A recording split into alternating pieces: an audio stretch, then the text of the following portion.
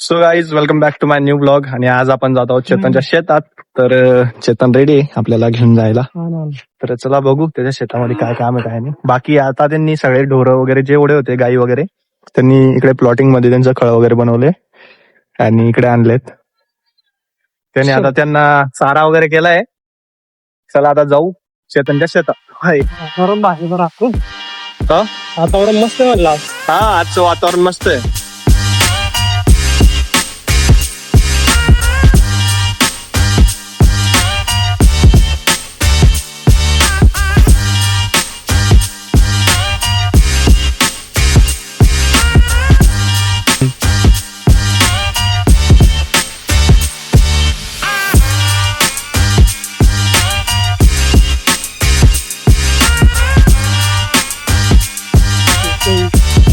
इकडे पपई वा वा वा फळबाग चांगले आहे कारण की इकडे धरण वगैरे जवळच आहे आणि इकडच्या लोकांना शेतात पाणी जास्त मिळतं विहिरींना. धरण पण भरलंय आणि पावसामुळे धरणात पाणी खूप वाढलंय. आज धरण पाऊस तिथून दिसतंय बघ धरण. हा कोणा दिसत असेल एकदम जवळच आहे आता आपण धरणाच्या. इनफॅक्ट चेतनचं शेत पण एकदम म्हणजे धरणातच आहे. तर मित्रांनो खूप दिवसापासून आपण ब्लॉग बनवलेला नव्हता तर म्हटलं चला आज ब्लॉग बनवू काहीतरी आज नवीन आहे. इथून आपल्या शेताला सुरुवात होते. इथून ना इथून चेतनच्या शेताला सुरुवात होते. मोसंबी लावली चेतन त्यांनी. काही कपाशी पण असेल थोडीफार.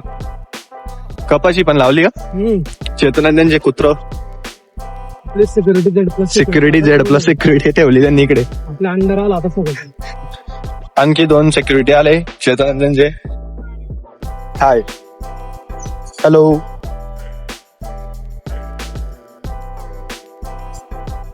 Hi guys.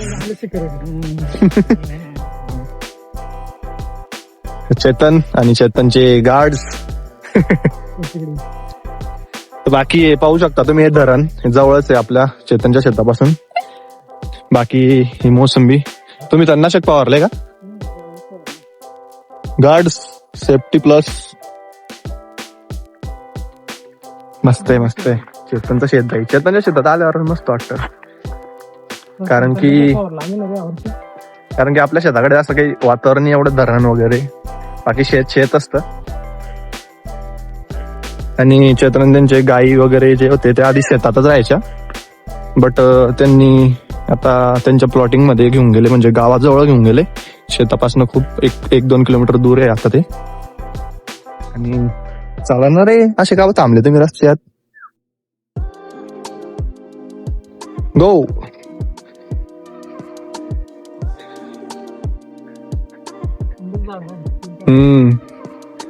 आंब्याचे झाड लावून ठेवलेत मस्त. कलम वगैरे केले. तिथेच राहायचे ते ढोरं वगैरे. तुम्ही जर पाहिलेलं असेल म्हणजे मी तर दाखवलेलं आहे काही माहित नाही व्लॉग मध्ये बट इथेच राहायचे ढोरं. आणि आता ते घरापासून दूर होते ना म्हणजे त्यांना चारा पाणी करण्यासाठी एवढ्या दूर यावं लागायचं दररोज. आणि आता ते घराजवळच आहे तर मग काही एवढं टेन्शन नाही.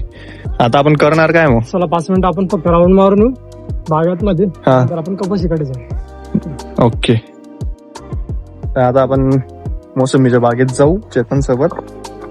मी पण काय एकदम इन्फॉर्मेटिव्ह ब्लॉग बनवते हो.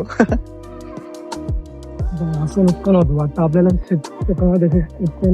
हे बघा म्हणजे नुकसान पण आहे आणि उत्पन्न पण आहे पण हा खूप साऱ्या मोसंब्या खाली पडून गेलाय.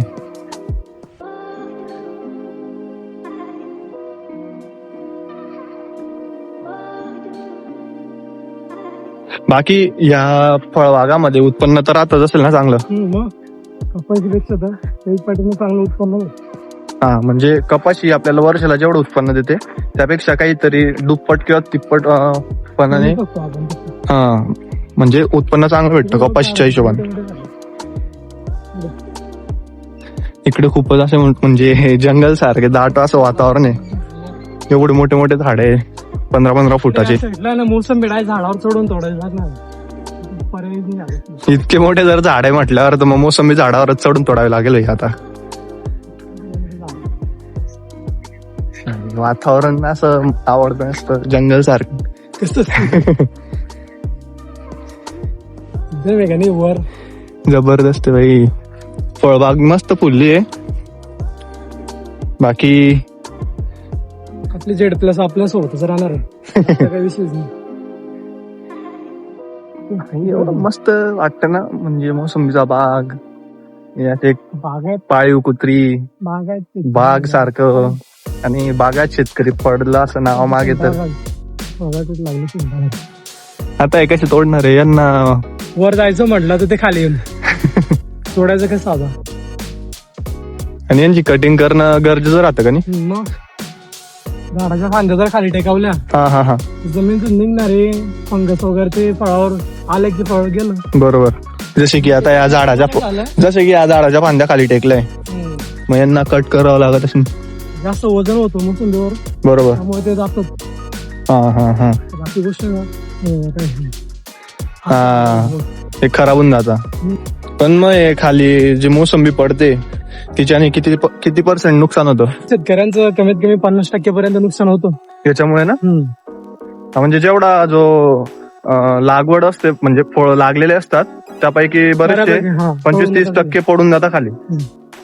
आणि जर याच्यावर म्हणजे असं काही फवारणी वगैरे चांगली प्रकारची केली तर काही पडण्याची शक्यता कमी होते का? कमी होते ना.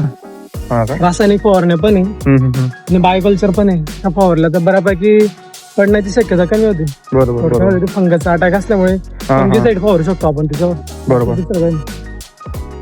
मनमोकळी जर जागा आहे, म्हणजे मिनिमम काहीतरी सेटिंग असते, झाडं किती दुरीवर लावायचे. हा, स्पेसिंग त्याचा अंतर जुन्या काळापासून आलेला आहे तो 16x16. अच्छा. 16 मीटर 16 मीटर. हा हा हा.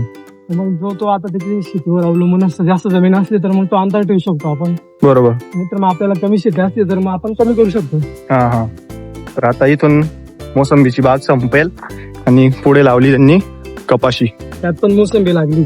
मोसंबी लावली तिकडे पण. मग 300 झाड इकडे 180 झाडे ह्या 1 एकरामध्ये. तिकडे 300 झाडे इकडे. आणि 1 एकर पेक्षा तर कमी वाटते ही जागा. आणि इकडे 300 जागा. हा, अंतरा कमी आहे इकडच्या साईडला, आणि 300 झाड लावले म्हटल्यावर म्हणजे इकडे दाट जास्त होईल. 300 झाड मोसंबीचे इकडे लावलेत कपाशीमध्ये. आणि आता पहिलं वर्ष असेल ना? तिचं पहिलं वर्ष 1 वर्षाचे. बरोबर. 5-6 महिन्यात झाली. हा का? म्हणजे आता हे लावली आत्ताशी त्यांनी, आणि ह्या फळबागला आता यायला किती वर्ष लागतील? कमीत कमी ते आता काय माहिती का, ते याच्यावर व्हेरायटीवर डिपेंड करतं. बरोबर. व्हेरायटी चांगल्या पद्धतीची असली तर मग कमीत कमी दिवसामध्ये आपल्याला उत्पन्न घेता येईल. त्याला 2-3 वर्षामध्ये फळ लागतात, पण आपल्याला काय झाड मजबूत व्हायला पाहिजे. त्याच्यामुळे आपण ते 2-3 वर्षाचा माल काही आपण घेत नाही, थोडं फेकून जातो. बरोबर. तसं पाहायला गेलं तर 5 वर्षानंतर चांगला माल देते. म्हणजे ते झाड पूर्णपणे परिपक्व होण्यापर्यंत ते वाट पाहता. जरी त्याला असं फळं लागले वगैरे तर ते घाई नाही करत त्याला तोडायची. म्हणजे ज्यांना असं सप्लाय असते ना, त्यांची सप्लाय चेन काही कुठे पाठवत असतील ते, याला डायरेक्ट तुम्ही मार्केटला जाऊ देता की काही एजंट? आपल्या जवळच आहे ना, पिंपळगावचं. हा, बरोबर. पण तिकडेच पोहोचतो मी जोपर्यंत, म्हणजे जसं ऐकलंय की भाव वगैरे जर चांगला भेटला तर शेतकऱ्याला परवडून जाते म्हणे मोसंबी. खूप मोसंबी परवडते, पण जसं पाण्याचं सुद्धा व्यवस्थापन पाहिजे. वा. आपली वेळ बाड आहे. ओपन विहीर आहे भाई, एकदम खतरनाक, फुल भरली. या विहिरीत आम्ही एक वेळेस पोहायला आलेलो आहे. स्टार्टिंगला जेव्हा आपण आम्हाला जमायचं नाही पोहता आम्ही, तरी सुद्धा एवढं म्हणजे खतरनाक ऍडव्हेंचर करायला येऊन गेलो या साईडला. घरापासून इतक्या दूर, मुलं, चेतन बदर, यश. हा, पण बाकी मला ही विहीर खूप आवडली, फुल भरली पाण्याने. आता येऊ थोड्या दिवसात व्हायला. काय जामन? हा, तुम्ही खाल्लेले असतील जामून. ते जामूनचे झाड आहेत. काय ते काटे फुटले ना? हा. हे काही कामाचं नाही. म्हणजे कोणते काटे? हे काटे, ही जी कलम लावतो ना आपण, ही कलम मेन आहे. बरोबर. ती कलम जोडली, आपण डायरेक्ट कट करून टाकतो. अच्छा. आणि ही जी लावलेली कलम आहे ही वाढली पाहिजे. आता ही बरोबर, ही ऑलरेडी पहिल्यापासून असेल. आणि ही कलम केली. म्हणजे ही जी ब्रीड असेल ही कलम ती चांगल्या क्वालिटीची असेल. शेती करणं जोगणी. बाकी कलर भाई, कलर म्हणजे सुकवलंय की कलर ऍज इट इज तसा आहे. तुम्हाला दिसतंय की नाही माहित नाही, पण थांबा तुम्हाला तिकडच्या साईडने दाखवतो. कलर एकदम भारी भाई. इकडनं काय खतरनाक दिसतंय. आता दिसत असेल कारण की इकडे हिरवा पण दिसतोय आणि इकडे पर्पल दिसतोय खतरनाक. असं वाटतंय काहीतरी एडिटिंग लावून दिली व्हिडिओ मध्ये. मस्त दिसतंय एकदम. पुढे ना कपाशीच आता हाईट बघ किती इथून पुढे. हा इकडे आपण तिकडे मागे जी होती ती एकदमच अशी म्हणजे गुडघ्यापर्यंतच होती. धरणातला गाळ टाकला आपण इकडे. हा इकडे मस्त आहे कपाशी. इथून पुढे बघ हाईट. आणि इकडे गारा पण जास्त आहे. हा पाणी किती भरलंय बघ ना. पाणी म्हणजे फुलच आहे. आणि यांचं शेत संपलं की डायरेक्ट समोर धरण, पाण्याचं तलाव सारखं असतं ना मोठं, त्याला आम्ही धरण म्हणतो. असं म्हणू शकतो तो आपण आता धरणात. हा हे धरणाची काय म्हणता गवत असतं ना बारीक, हे बा आलं धरण, हे धरणाचे गवत आहे. मग हे बघू शकता तुम्ही इकडे खाली झाडाच्या खाली पाणी दिसत असेल तुम्हाला, म्हणजे धरण स्टार्ट झालं इकडे. खूप दिवसानंतर ब्लॉग बनवते आणि एक्साइटमेंट तर खूप होते की आम्ही ब्लॉग बनवतोय. अरे हा इकडे गारा आहे भाई. इकडे खूप सारा असा गारा आहे ज्याच्यातून आता सर्व्हाइव्ह करायचंय. हा इकडे खूप गारा भाई. तिकडे पोल्ट्री बरोबरच होतं म्हणजे गुडघ्यापर्यंत जाऊ आणि तिकडे निघून जाऊ परत. इकडे काय नाही, इकडे जास्त गारा आहे. इकडे गारा म्हणजे पाय खाली जातोय डायरेक्ट. मस्त आहे पण भाई साहेब. काय आपले विहीर कुंड एकदम भरलेलं ना आपली विहीर. बघा आता पाणी एक नंबर आहे. हे भाई धरण, पिंपरीचं धरण, म्हणजे की आता यांच्या शेतातच पाणी असं धरू शकतात. जर इथे अजून जर थोडा पाऊस पडला तर हे पाणी पूर्ण यांच्या शेतात शिरेल. आणि बऱ्याचशा वेळेस यांचा एवढा जो भाग आहे शेताचा हा पाण्यातच असतो बऱ्याच वेळेस. आणि आणखी तर पाण्याची सुरुवातच झालेली आहे. आणखी ऑगस्ट पूर्ण बाकी आहे, तिच्यात खूप सारा पाऊस पडेल आणि 100% शेतात पाणी शिरेल. 100% यावर्षी तर नाही सांगत. मागच्या वर्षी गेलो होतो. हा का? तिथपर्यंत गेलो होतो विहिरीच्या पुढे. मागच्या वर्षी पूरच आला होता मोठा, त्याच्यामुळे तिकडे बघते आमराई आपण फिरायला जातो. हा समोरची जी साईड आहे ती साईड तिकडे आमराई म्हणजे आंब्याचं असं बाग सारखं आहे. तिकडे मस्त एकदम आमराई असते आणि कोणाचीच नाही ती. असे सगळे लोक येतात खातात. बाकी हे झाड काय भारी वाटते इथे पाण्यामध्ये भाई. पण हे खतरनाक गाव ते काय नाव त्याचं किनी? Peer grass. इंग्रजी झाड म्हणजे त्या फुल भरलं तिथं मासे वर येतात पोहायला. एकदम कलर मधले. हा तुम्ही टाकले का?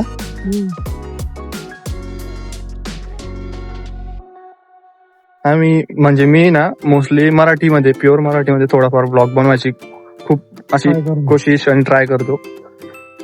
म्हणजे कारण की गावाकडे आल्यावर माझी जी लँग्वेज, माझी जी स्लँग आहे एकदम भारी आहे. तसं वातावरण इकडे थोडस दमट आहे ना पाण्यामुळे. मुंबईत राहत. हा सेम वातावरण आता पावसाळ्याच्या दिवसांमध्ये ना इकडे जसं आहे तसं तिकडे म्हणजे 12 महिने म्हणजे वर्षभर तिकडे तसंच वातावरण असतं मुंबई साईडला. आतापासून आले ना, पण हे पिकणार नाही असं वाटतं मला, छोटे म्हणून. हे जे सीताफळ आलेत आता, सीताफळाच्या झाडांना आतापासून. आणि ते आपल्याला पावसाळा संपेपर्यंत खायला भेटतं का?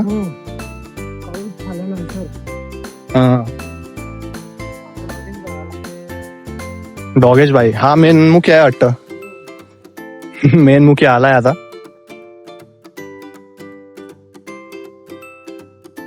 बाकी आजचा व्लॉग शेताचा व्लॉग होता आणि आपण आज चेतनचं शेत एक्सप्लोर केलंय. तर बघू आता आपण थोडा वेळ फिरू त्याच्या शेतामध्ये अजून आणि मग जाऊ खळ्यावर त्याच्या. नाहीतर मग त्याचं तर खळ्यावरचं काम तर झालंच आहे ऑलरेडी. खळ्यावर न जाण्यापेक्षा आता आपण डायरेक्ट जाऊ घराकडे आणि मग बघू. आणि कंटेंट जर भेटत असला तर आपण टाकतच राहू चांगले चांगले ब्लॉग्स.